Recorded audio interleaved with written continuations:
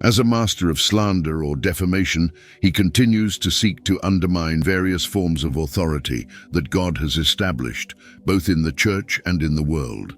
When Lucifer was expelled from heaven, he did not stop his rebellion but continued to establish his own kingdom in opposition to God's kingdom. Lucifer's heart was lifted up in pride because of his beauty, and that was the reason he was expelled from the Mount of God.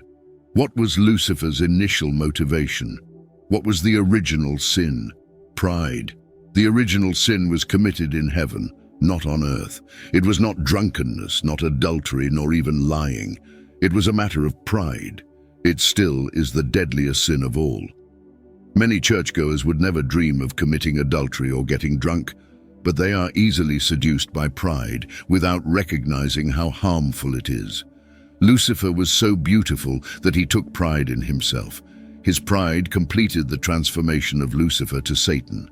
God had given Lucifer his power, authority, beauty, and wisdom, but Lucifer's wrong attitude turned those gifts into instruments for his own destruction. I'm shocked to realize that men and women called and equipped by God still today make the same tragic mistake that Lucifer did. Isaiah 14 verses 12 to 15 examines the motive behind Lucifer's rebellion. Lucifer's desire was to be on the same level as God.